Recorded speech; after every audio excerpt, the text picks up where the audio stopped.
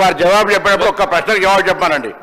2004 నుంచి 2014 దాకా మా ప్రభుత్వం అధికారంలో ఉంది అధ్యక్ష. 2000 దానికన్నా తెలుగుదేశం కూడా ఒప్పుకోవట్లేదు, వివేకానంద ఒప్పుకోవట్టుకోయే. 2004 నుంచి 14 దాకా నేను చెప్తాను. దాని తర్వాత అధ్యక్ష ఆనాడు మా ప్రభుత్వం గ్రీన్ ఛానల్ ద్వారా మెచ్చార్జీల చెల్లింపు కావచ్చు, మిగతా పనులన్నీ చేసినాం. 2014 నుంచి 7 సంవత్సరాల బకాయి పడితే అధ్యక్ష మన దసరా చెరువులకు గురుకులాలు తాళాలు వేస్తే కూడా గట్టిగా చెప్పి ముద్రకిచ్చో భయపెట్టో కిరాయిలు ఇచ్చి మేము నడుపుతా ఉన్నాం. ఇవాళ మీరు అడుగుతా ఉన్నా, ఆడ రోజు టీఆర్ఎస్ రాజధాని భవనం ఉన్నదంటే ఆవిడ స్కూల్ శాంక్షన్ చేసి కిరాయి కొరకు భవనాలు పెట్టినప్పుడు ఎక్కడ మీరు సొంత భవనాలు ఏం కట్టారు? ఇలా మేము 216 స్కూల్స్కు ఇంటిగ్రేటెడ్ పాఠశాలల పేరు మేము కడుతున్నాం అధ్యక్ష. మీరు చెప్తా ఉన్నారు ఇలా ఎన్నికలకు సంబంధించి అధ్యక్ష సాక్షాత్తు వాళ్ళ హరీష్ రావు గారు కాన్స్టిట్యూన్సీ సిద్దిపేటకు సంబంధించినటువంటి ఇవన్నీ కాదా? దాని తర్వాత కేటీఆర్ సంబంధించి మాట్లాడుతుంది. ఎందుకంటే వాస్తవాలు మాట్లాడే ప్రయత్నం చేసి వారు చదువుకున్నారు. ఎప్పుడు చదువుకున్నారు? కాంగ్రెస్ హయాంలో చదువుకోలేదా? గ్రామీణ ప్రాంతం నుంచి వచ్చి కరీంనగర్ చదువుకునే అవకాశాన్ని ఎక్కడికే వచ్చింది ప్రభుత్వ అధ్యక్ష.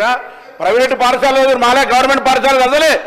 మీరు ఎలా ఈ పరిస్థితి నుంచి మాట్లాడితే బీసీల గురించి మాట్లాడతారు. బీసీ శాఖ మంత్రిగా బీసీలకు సంబంధించి ఏం జరిగింది ఏందో చర్చ చేయదలుచుకుంటే బరాబరు చేస్తాం. ఎస్సీ ఎస్టీ బీసీ మైనార్టీలకు సంబంధించి తప్పకుండా కాంగ్రెస్ ప్రభుత్వం స్వతంత్రం వచ్చినప్పటి నుంచి ఏడు వరకు అసలు గురుకుల కాన్సెప్ట్ ప్రారంభించింది పివి నరసింహరావు గారు.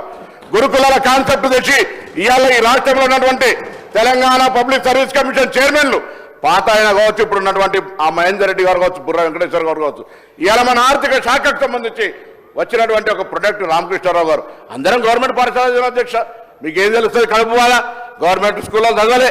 మీరు బీసీ ఎస్సీ హాస్టల్కి సంబంధించి చదవలే. మంత్రిగా ఉన్నారు హాస్టల్కి సంబంధించి ఇప్పుడేమట ఎవరిష్టి నుంచి దాఖలాలు అవ్వటమట. ఈ పేపర్ కటింగ్స్ మీకు పంపిస్తే అధ్యక్ష ఒక్కొక్కటి చెప్పదలుచుకుంటే గంట సేపు చెప్పగలుగుతాం.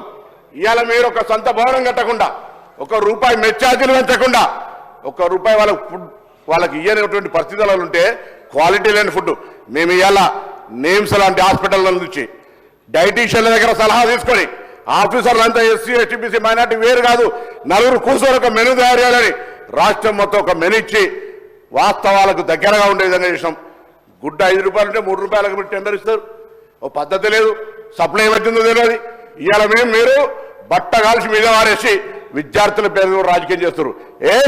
మా ప్రభుత్వాలు అడిగింది మీరు ఎప్పుడైనా మీ పార్టీ తరఫున సంబంధిత శాఖ మంత్రిగా ప్రభుత్వానికి ఈ అంశాలను సరిచేయండి, మేము చేయంగా కొన్ని మిగిలినాయి అని ఎప్పుడన్నా సూచన చేశారు అధ్యక్ష.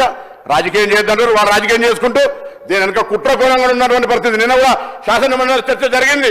కొంతమంది గతంలో తిష్ట వేసుకొని కూర్చున్నటువంటి వాళ్ళు ఇలా సంస్థకు చెడ్డ పేరు చేయడం ద్వారా ప్రభుత్వానికి చెడ్డ పేరు తెచ్చేటువంటి కుట్ర జరుగుతోంది అనేటువంటి అంశాన్ని కూడా మీ ద్వారా సభ దృష్టికి తీసుకొస్తున్నాం. ఏం మాట్లాడుతూ ఉన్నారు?